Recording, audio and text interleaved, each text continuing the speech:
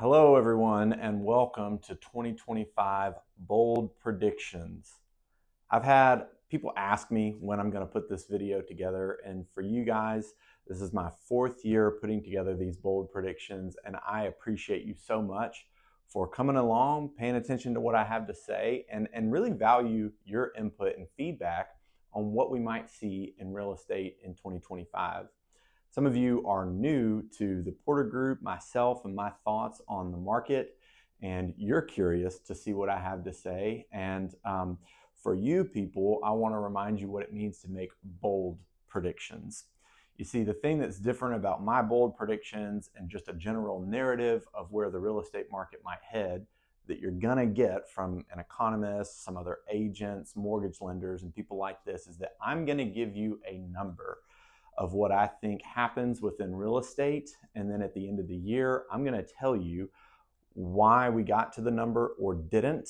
And that's what's bold, is that we will have a report card season. And if you haven't seen how my previous bold predictions have done, check out the recap videos, and it's a lot of fun. So thanks for being here. Thanks for watching. Thanks for listening and providing your input, all of you. And let's talk about what we'll see in real estate in 2025. The three numbers that I'm going to give you to talk about what we'll see in real estate this year are: number one, inventory; number two, interest rates; and number three, sales prices. Saving the best for last, so you got to watch the whole thing. But let's get into it without further ado, the 2025 bold predictions. 2025 bold prediction number one is inventory. My prediction is that in the first week of January of next year, 2026, we will have 2,800 available homes for sale. That's about a 15% increase as compared to where we started this year, 2025. And let me tell you why that is the number I think that we'll see on the market come January of next year.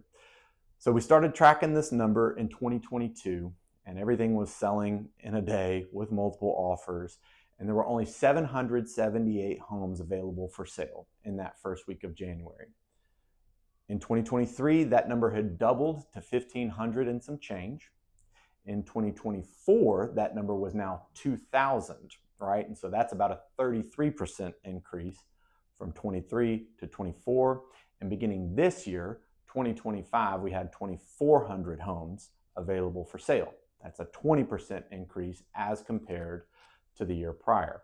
So how will we have 2,800 homes available for sale? Well, we're looking at mostly builder sentiment.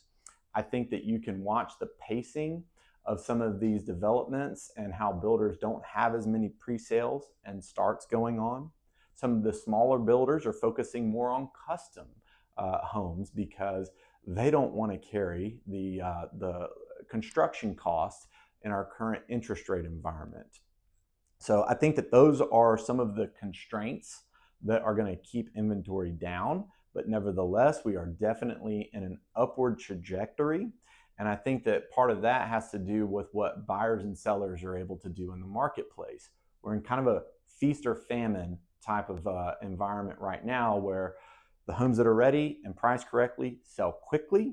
And if they're not, or maybe they overprice them thinking that we're still in that 778 homes available across the county market, well, then they languish a little bit. And that's what allows inventory to build onto our market, and we see some days on market increases.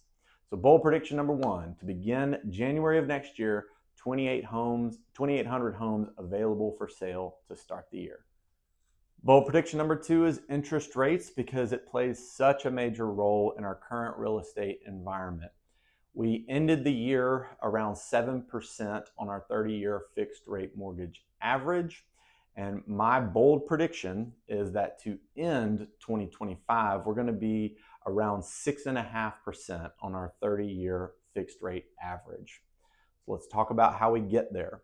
The first clue comes from the Federal Reserve. If you look at their dot plot, which is what their governors are saying they expect to happen with interest rates over the course of the year, they're predicting just 2 rate decreases over that time. And of course, we know based on what happened in 2024 that our mortgage rates don't exactly follow one for one what happens with the Federal Reserve's exchange rate. There's also going to be some pressure on inflation due to some of the tariff talk and things like this. And for those reasons, I think mortgage-backed securities will continue to remain higher in order to make them an attractive investment vehicle as compared to the treasury bonds, right? That's something that we all learned in 2024, is that the mortgage rates follow more closely that treasury bond than they do Fed interest rate, exchange rate decisions. So that's why I think we'll spend pretty much the entire year from a 6.25, maybe getting up to a 7.25. And at the end of the year, we'll see if we land right there in the middle with what I'm predicting. The interest rate on the 30-year fixed rate average to be 6.5% to end 2025. Bold prediction 2025, number 3. What happens with sales prices? I think they come down by 3%. I think that when you talk about inventory increasing, that means buyers have more options. When you talk about interest rates staying high, that means buyers have an affordability issue. And I think there's also a factor of builder sentiment. That means something has to give here, and probably it's going to be those sales prices that come down. So when I talk about builder sentiment, the idea is this. Typically, new construction is going to carry a higher price point, and that helps elevate sales prices overall. But when you watch these builders slowing their building pace, that means there's fewer of those sales in order to keep those prices elevated. And you also have to pay attention to what they're doing in order to move their new construction. There are big buyer incentives out there locally, sometimes $25,000 for the buyers to come in and finish that home now that the builder is getting real close to paying on a finished and completed home and all the holding costs involved there. So that's why I think with fewer new home sales, buyers struggling with affordability due to stubbornly high interest rates, and some more choices out there in the marketplace due to inventory bleeding onto the market, you're going to see sales prices come down by about 3%.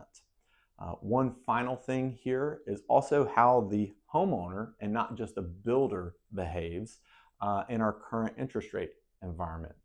Now, off the table is a bridge loan or a home equity line of credit or some means to try and get from one house to another. Most sellers right now are going to have to operate with a home sale contingency in order to purchase their next place.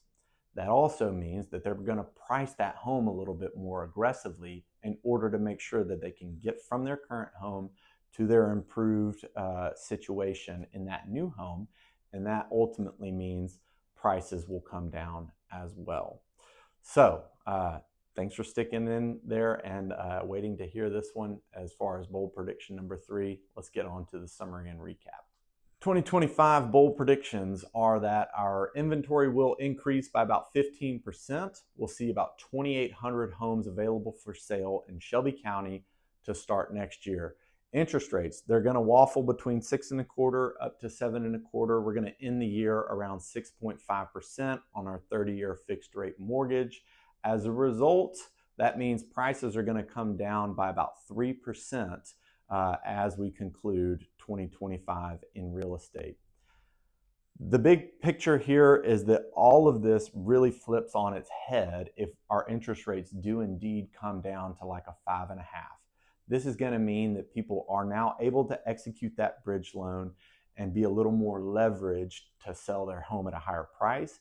Builders will get more excited about their ability to sell new construction, and it'll be interesting to see if something happens with rates, how that's going to free up our real estate market to make these bold predictions just completely wrong. And I'm happy to put this together and tell you what I'm seeing right now. That's mostly what we're talking about, is the current trajectory of things. And at the end of the year, I'll put together my bold predictions recap and tell you how we did. Y'all have a great day. Thanks for watching. Take care.